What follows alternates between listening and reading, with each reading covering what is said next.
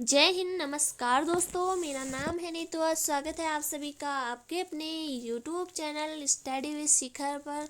तो दोस्तों, रोज़ की ही तरह आज भी हम देखने वाले हैं उत्तराखंड के मोस्ट इम्पोर्टेंट क्वेश्चन, जो कि आपके आगामी exam Uttarakhand police, forest guard, जो भी एग्ज़ाम आपके होने वाले हैं, तो सभी के लिए मोस्ट इम्पोर्टेंट वीडियो है। और सारे क्वेश्चन जो मैं लाती हूँ ये आपके एग्ज़ाम में पूछे गए हैं, साथ ही पूछे जाने की इनकी बहुत ज़्यादा संभावना है।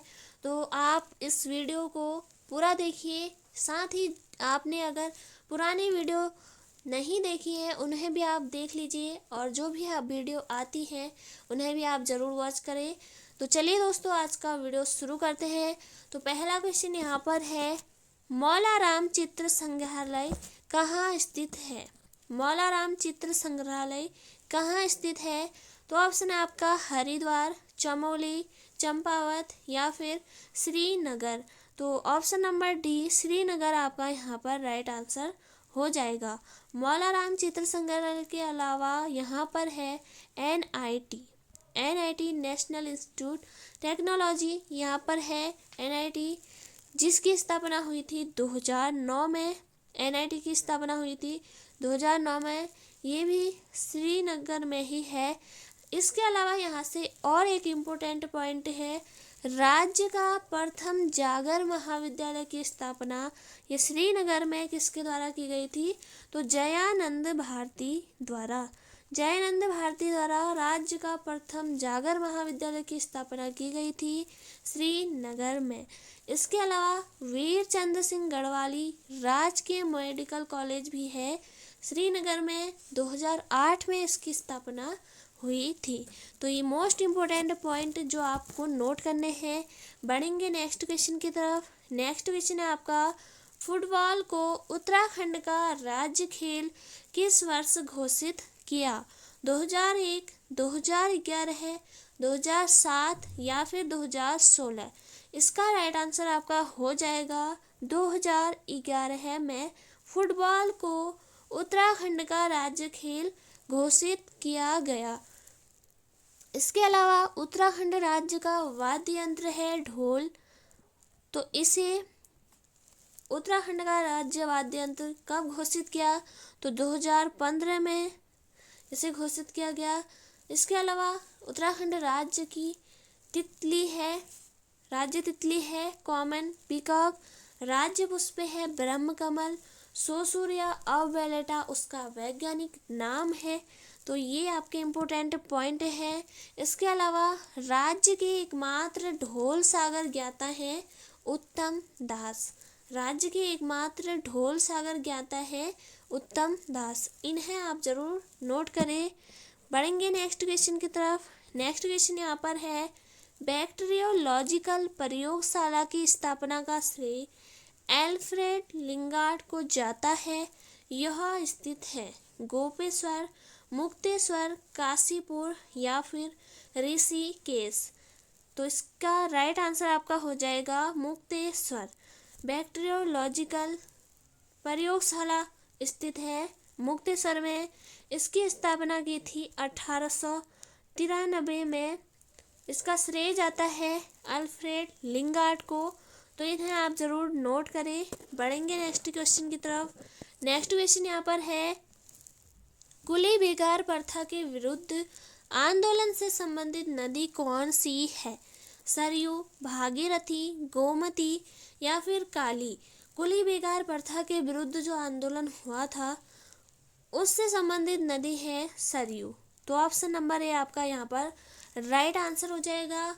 और क्या इम्पोर्टेंट यहाँ पर निकल के आता है, तो कुली बेगार प्रथा के समय आपसे क्वेश्चन पूछा जाता है कि डिप्टी कमिश्नर कौन था? तो डाइबिल आपको याद रखना है।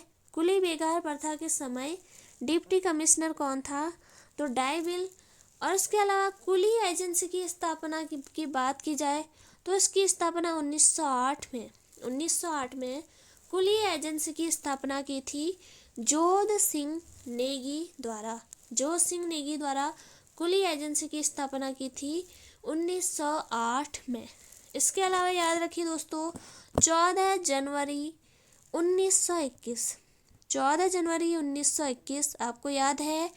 बद्रीनाथ पांडे, इसके अलावा हरगोविंद पंत, चिरंजीवी लाल शाह, इनके नेतृत्व में सरयू नदी के तट पर 40,000 स्वतंत्रता सेनानियों ने कुली बेगार न करने की शपथ ली। तो सरयू नदी ही संबंधित है कुली बेगार प्रथा से।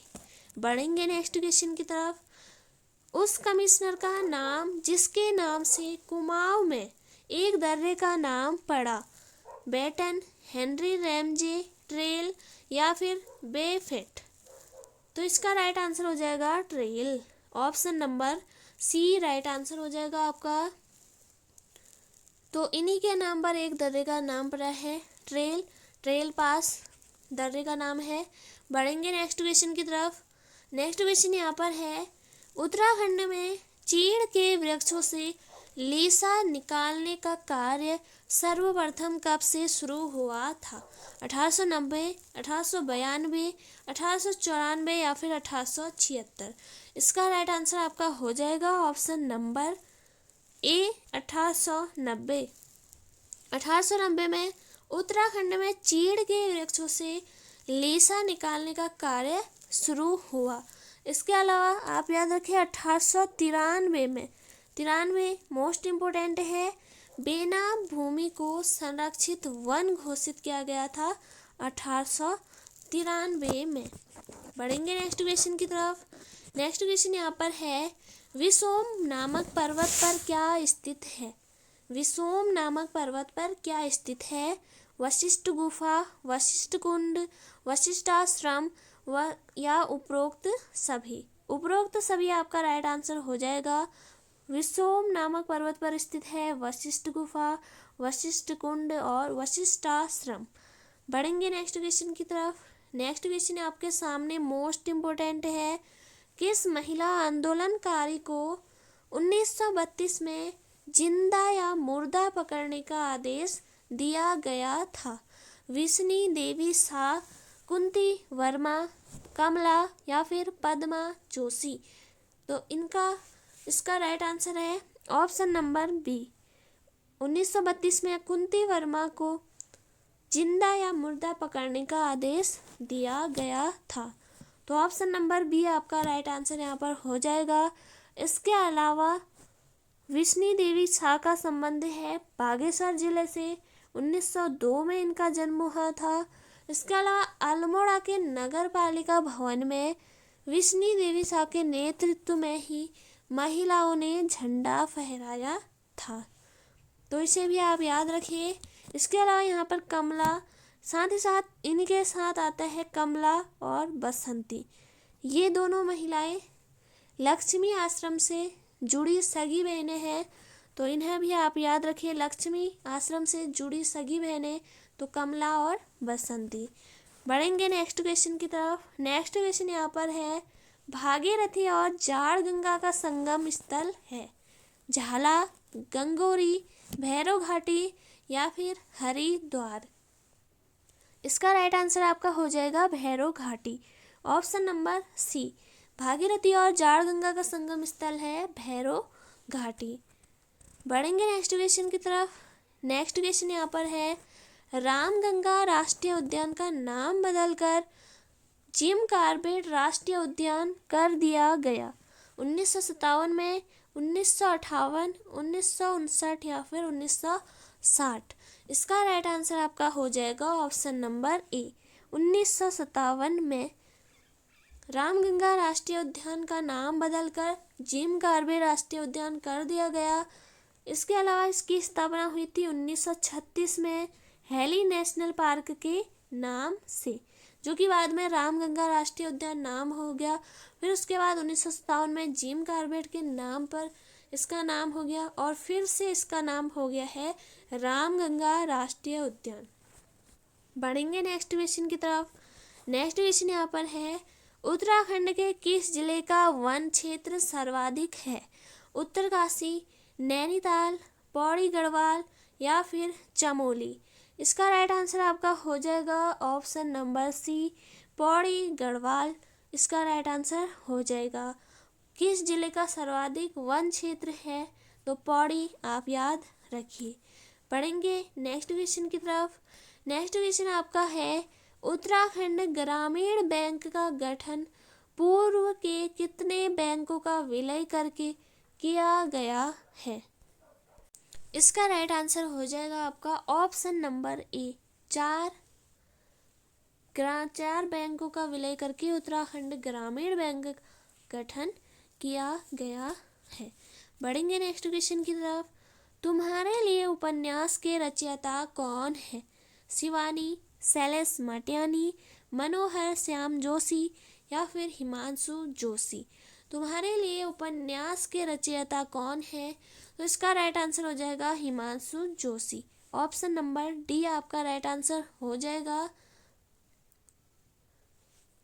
पढ़ेंगे नेक्स्ट क्वेश्चन की तरफ। नेक्स्ट क्वेश्चन आपका है, चंदों को 84 माल परगना किसने दिया?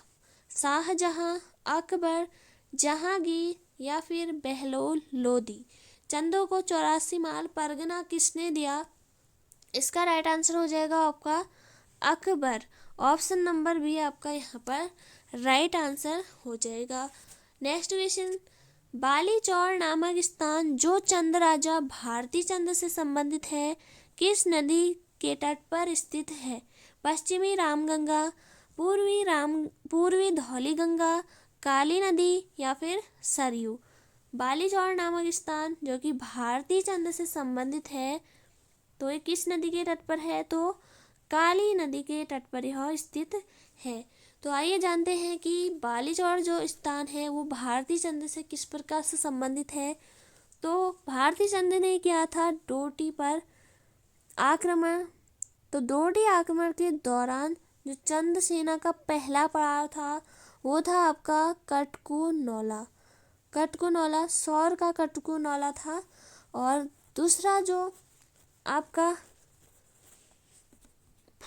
दूसरा पड़ाव था आपका काली नदी के तट पर स्थित बालीचौर। और दोस्तों भारती चंद ने 12 वर्षों तक डोडी पर घेरा डाला था। इसी के बाद ही डोडी पर विजय प्राप्त की थी उसने 1451 और 52 में। 1451-52 में इसे विजय मिली थी। 12 वर्षों पर डोडी पर घेरा डाला था। डोडी आक्रमण के दौरान पहला पड़ाव था कटकुनौला, उसके बाद काली नदी के तट पर स्थित बालीचौर। तो दोस्तों ये थे आज के इम्पोर्टेंट क्वेश्चन। अगर आपने वीडियो को पूरा देखा है, सारे क्वेश्चन आपको आते हैं और बीच में जो मैंने इम्पोर्टेंट पॉइंट बताए अगर आपने उन्हें नोट किया है तो ये बहुत अच्छा आपके लिए बेनिफिट रहेगा। साथ ही साथ आपने अगर पुरानी वीडियोस को नहीं देखा है तो उन्हें भी आप ज़रूर देखें। तो दोस्तों अगर आप चैनल पर नए हैं तो चैनल को भी ज़रूर से सब्सक्राइब करिए। साथ ही वीडियो को लाइक और दोस्तों के साथ शेयर ज़रूर करें ताकि वो भी अपनी तैयारी अच्छे से कर सके। तो मिलेंगे नेक्स्ट वीडियो में। जय हिंद, जय भारत।